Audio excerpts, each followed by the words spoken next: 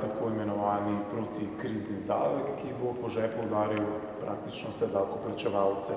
Menite, da s tovrstnimi ukrepi lahko trasiramo pot do izhoda iz krize?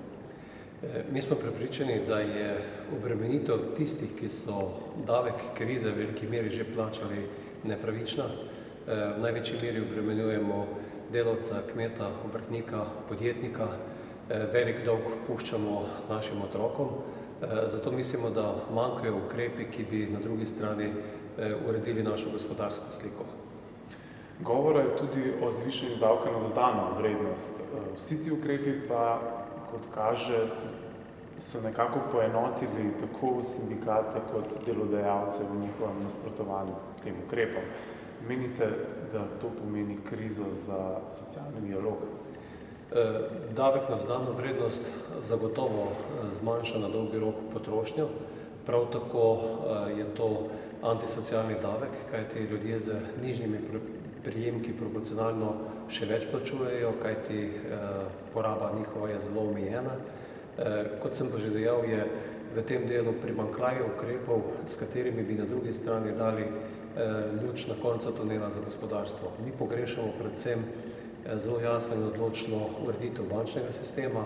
Zapisano sicer je v programu stabilnosti, da se bo nadaljevalo tako z sanacijo bančnega sistema, kot z programom holdinga, se pravi upravljanja z državnim premoženjem, vendar od vseh ukrepov, ki so jasni in so tudi rokovno opredeljeni, so zgolj ti ukrepi, kako ljudem pobrati več denarja.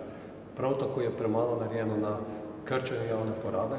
Mi mislimo, da bi tako skrčeno gospodarstvo zaradi krize, da tako velike javne porabe ne more plačevati in na tej točki nas hočemo, nočemo čakati ta težaven dialog. Podobno je morala vlada tudi v lanskem letu narediti in v 3 mesecih je bil že rebalans proračuna narejen. V letošnjem letu niti ni še nakazanih ukrepov, kako se bo šlo v to stran. Zato mislimo, da je ključni problem tega dokumenta, da je neuravnotežen, da je jasen tam, ki je treba udariti po žepu, ki je treba pobrati denar ljudem. Bojimo se, da tega denarja ni niti pri ljudeh in na dolgi rok tudi slabimo našo konkurenčnost našega gospodarstva, tudi postavljamo mlade ljudi pred dilemo, ali je naša država za njih še perspektivna, kajti na drugi strani manjkajo ukrepi. Vsi ti ukrepi skupaj z nacionalnim reformnim programom romajo pred Evropsko komisijo. Menite, da bodo prepričani v Bruselj? Počakajmo do konca letošnjega maja. Konec maja je rok, ko dobimo odgovor. Glede na naš kritičen pogled na sam celoten paket, pa dvomimo, da bo tako neuravnotežen program stabilnosti in nacionalni reformni program prepričal tiste, ki ga bodo presojali. Pri tem pa je potrebno povedati, da je res ta program presojan sedaj v Bruslju, vendar mi ga moramo narediti zaradi nas samih, to so naše ekonomske številke in te številke gredo v to smer, da pot zadolževanja pripelje do tega, da smo mi danes v takšni situaciji, da je vsak novorojen dojenček že dolžan približno 11.000 evrov. 4 leta nazaj je bil dolžan še 4.000 evrov.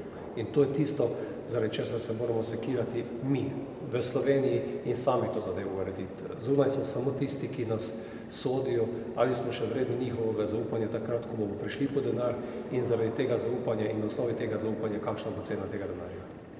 Najlepša hvala. Prosim. Srečno.